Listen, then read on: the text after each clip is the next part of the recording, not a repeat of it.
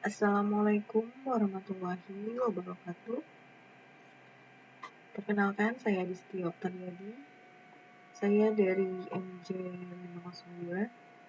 Dan di sini juga saya akan mempresentasikan untuk tugas UTS, di mana tugas ini adalah tugas digital inovatif entrepreneurship. Dan untuk dosennya sendiri yaitu dari Ibu Ratih Anggoro Wilis, SEMM. Dan untuk kasus atau analisa materi ini, di mana ada 10 inovasi dan ada studi kasus. Dan yang pertama ada inovasi teknologi blockchain, di mana untuk teknologi blockchain ini adalah inovasi pertama yang akan kita bahas. Teknologi ini telah mengubah industri keuangan dengan meningkatkan transparansi dan keamanan transaksi. Dan untuk studi kasusnya sendiri ini menggunakan aplikasi blockchain di mana industri jasa keuangan OJK. Di industri perbankan, blockchain mampu menyederhanakan berbagai proses operasi dalam industri perbankan seperti otomatisasi proses identifikasi nasabah, mempercepat clearing dan statement. Di bidang pasar modal, keberadaan blockchain mempercepat transaksi di bursa dan memperpendek keterlibatan berbagai pihak yang terlibat dalam transaksi di bursa. Blockchain ini juga menawarkan smart contract yang memudahkan kegiatan transaksi jual beli, membayar atau transaksi di sektor keuangan lainnya untuk menegaskan keuangan transaksi tersebut. Dan untuk ada inovasi yang kedua itu kecerdasan buatan artificial intelligence.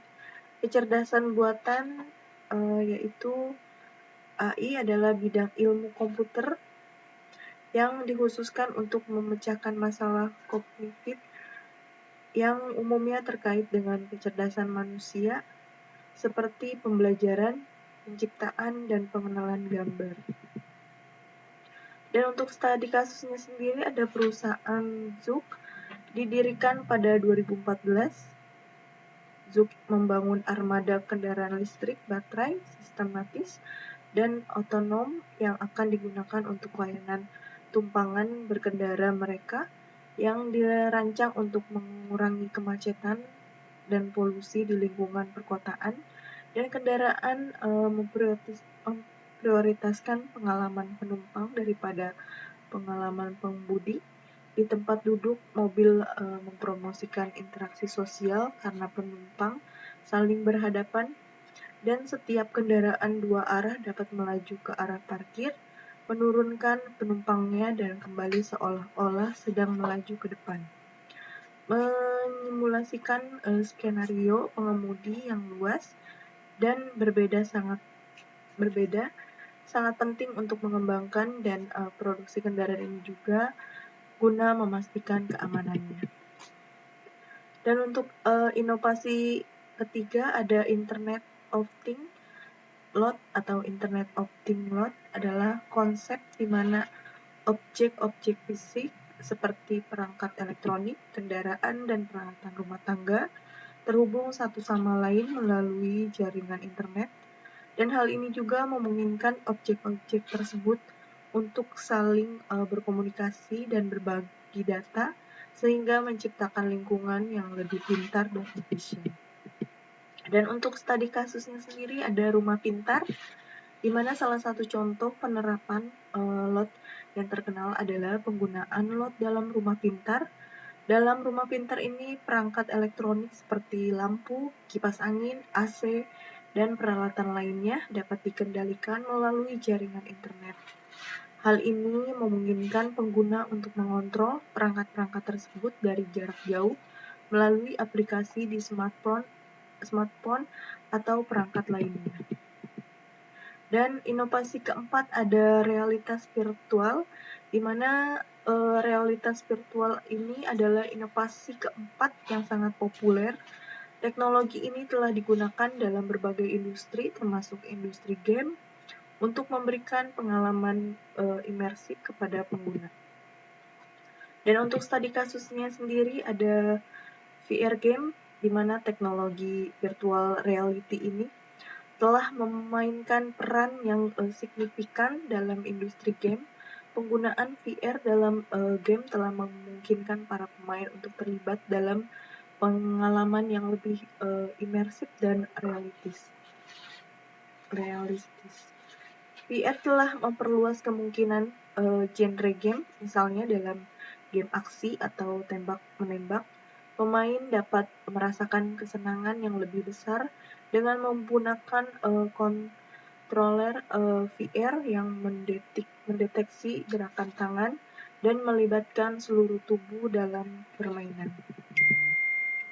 Dan untuk inovasi yang kelima ada kendaraan otonom, di mana Autonomous Vehicles, kendaraan otonom ini adalah kendaraan yang mampu mengoperasikan dirinya sendiri tanpa campur tangan manusia secara manual untuk bergerak menuju tujuan yang telah ditentukan. Agar kendaraan otonom dapat beroperasi tanpa campur tangan manusia, di mana tadi kasusnya itu ada mobil Tesla. Tesla adalah satu perusahaan yang terkenal dalam pengembangan mobil otonom. Mobil-mobil Tesla ini dilengkapi dengan teknologi canggih dan sistem pengemudi otomatis yang memungkinkan mobil untuk mengemudi sendiri dengan sedikit atau tanpa intervensi manusia.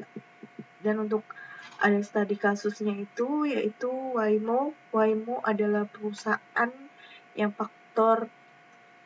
fokus pada pengembangan teknologi kendaraan otonom. Mereka telah mengembangkan mobil self-driving dengan menggunakan teknologi sensor yang canggih dan sistem kecerdasan buatan yang dapat mengenali dan merespon lingkungan sekitar dengan akurasi tinggi. Dan untuk inovasi yang keenam ada energi terbarukan. Energi terbarukan atau renewable energy adalah sumber energi yang berasal dari alam dan dapat diperbaharui terus-menerus tanpa batas. Manfaatnya dapat digunakan di berbagai aktivitas manusia, dan oleh karena itu juga sifatnya yang minim polutan sehingga jenis sumber tenaga ini lebih aman bagi manusia maupun lingkungan sekitar. Dan untuk ada studi kasusnya itu yang pertama ada panel surya, di mana penggunaan panel surya untuk menghasilkan energi listrik yang ramah lingkungan telah menjadi salah satu inovasi terbuka dalam bidang energi terbarukan. Dan untuk studi kasus yang kedua ada turbin angin. Penggunaan turbin angin ini juga untuk menghasilkan energi listrik yang ramah lingkungan juga menjadi salah satu inovasi terkemuka dalam bidang energi terbarukan. Dan untuk inovasi yang ketujuh ada drones, di mana drones atau unmanned aerial vehicle UAV adalah pesawat tanpa awak yang dikendalikan oleh komputer atau remote control. Alat ini memiliki kamera yang dapat digunakan untuk mengambil gambar jarak jauh. Selain itu, drone juga dapat berfungsi untuk membawa muatan seperti senjata dan sebagainya. Dan untuk studi kasusnya sendiri, ada penggunaan drone dalam industri pengiriman barang untuk meningkatkan efisiensi kecepatan pengiriman. Saat ini Amazon sudah berhasil menerapkan pengiriman dengan drone di Amerika Serikat dan FFA telah mengizinkan perusahaan minyak dan gas BP untuk menerbangkan drone di atas laut menyusuri Alaska. Kondisi ini menjadi sinyal hijau bagi perusahaan-perusahaan lain yang berminat untuk menerapkan moda transportasi serupa sebagai prospek ke depannya. Untuk mencoba sistem yang telah dirancang, perlu membuat alat yang akan diuji. Coba yaitu drone, pembuatan frame drone menggunakan carbon fiber dengan ketebalan 2,5 mm. Pemotongan bahan ini menggunakan laser cutting, carbon fiber tubes dipotong sepanjang 35 cm dan karbon fiber dipotong diameternya 30 cm sehingga pada pemasangannya memiliki panjang total 70 cm. Dalam pembuatan box barang menggunakan bahan PVC foam dengan ketebalan 2 cm. Pemotongan foam ini menggunakan cutter dengan cara menyayatnya hingga terpotong. Ukuran dari box ini adalah 35 x 16 x 20. Berikut ini penampakan dari alat yang telah dibuat. Dan untuk inovasi yang ke-8 yaitu ada teknologi medis, di mana teknologi laboratorium medis atau TLM adalah pelayanan laboratorium kesehatan untuk mengetahui keadaan tubuh seorang terhadap kondisi suatu penyakit dengan cara melakukan analisa terhadap cairan dan jaringan tubuh manusia.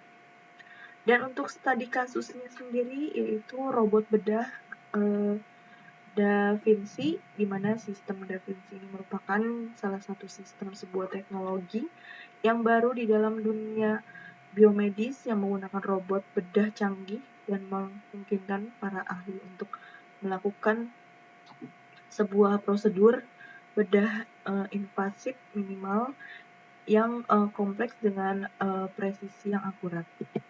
Dan sistem teknologi ini juga menggunakan perangkat robotika yang dirancang menawarkan opsi dalam melakukan pembedahan yang lebih efisien dan efektif bagi ahli bedah. Keutamaannya itu yaitu satu ada presisi, ketangkasan dan kontrol selama operasi, dan yang kedua ada kemampuan untuk mengeksekusi sayatan 1-2 cm lebih detail dibandingkan sayatan manual. Dan robot bedah Da Vinci ini terdiri dari konsul dengan dokter bedah secara ergonomis, gerobak pasien dengan 4 lengan robot interaktif dan sistem PC berintegrasi tinggi dan perangkat Endowiz yang dipatenkan. Dan untuk inovasi yang ke-9 ada pencitraan satelit, di mana citra satelit adalah gambar yang diambil dari satelit di orbit bumi dan digunakan untuk pemetaan dan survei wilayah. Citra satelit dapat digunakan untuk memperoleh informasi tentang wilayah yang sulit dijangkau seperti daerah pegunungan atau daerah yang terpencil. Dan studi kasusnya sendiri ini satelit Landsat atau AS. Adanya citra satelit Landsat dimulai pada tahun 1972 dengan meluncurkan satelit generasi pertama yaitu Landscape 1 yang diluncurkan pada tanggal 23 Juli tahun 1972. Dan Landsat yang kedua itu diluncurkan pada tanggal 22 Januari tahun 1975 dan Landsat yang ketiga pada tanggal 5 Maret 1978. Tetapi Landsat tersebut berakhir pada tanggal 22 Januari 1981. Dan satelit-satelit tersebut dilengkapi sensor MSS multispektral dan merupakan satelit eksperimen. Dan kemudian seiring berjalannya waktu, pada tahun 1982 diluncurkan kembali satelit bumi generasi kedua yaitu Landsat 4 dan Landsat 5. Landsat tersebut merupakan Landsat semi-operasional atau dimaksud dengan tujuan penelitian dan pengembangan. Dan untuk yang terakhir ada inovasi teknologi keamanan cyber, di mana keamanan cyber adalah praktik melindungi komputer, jaringan, aplikasi, perangkat lunak, sistem kritis, dan data dari potensi ancaman digital. Organisasi ini memiliki tanggung jawab untuk mengamankan data guna menjaga kepercayaan pelanggan dan memenuhi kepatuhan terhadap peraturan. Dan dari studi kasusnya sendiri yaitu cybercrime. Cybercrime adalah tidak kriminal yang dilakukan dengan menggunakan teknologi komputer sebagai alat kejahatan utama, di mana cybercrime ini merupakan kejahatan yang memanfaatkan perkembangan teknologi komputer, khususnya internet. Dan untuk cybercrime sendiri ini didefinisikan sebagai perbuatan melanggar hukum yang memanfaatkan teknologi komputer yang berbasis pada kecanggihan perkembangan teknologi internet. Dan adapun jenis-jenis cybercrime yaitu adanya unauthorized access to computer system and service, di mana kejahatan yang dilakukan dengan memasuki atau menyusup ke dalam suatu sistem jaringan komputer secara tidak sah, tanpa izin atau tanpa sepengetahuan dari pemilik sistem jaringan komputer yang dimasukinya. Biasanya itu pelaku kejahatan hacker melakukannya dengan maksud sabotase ataupun pencurian informasi penting dan rahasia. Dan yang kedua ada legal context, di mana itu merupakan kejahatan dengan memasukkan data atau informasi ke internet tentang suatu hal yang tidak benar, tidak etis, dan dapat dianggap melanggar hukum atau mengganggu ketertiban umum.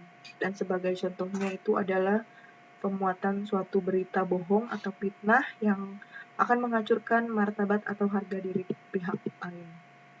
Dan yang ketiga ada data forgery, di mana merupakan kejahatan dengan memalsukan data pada dokumen-dokumen penting yang tersimpan sebagai scripted dokumen melalui internet. Kejahatan ini biasanya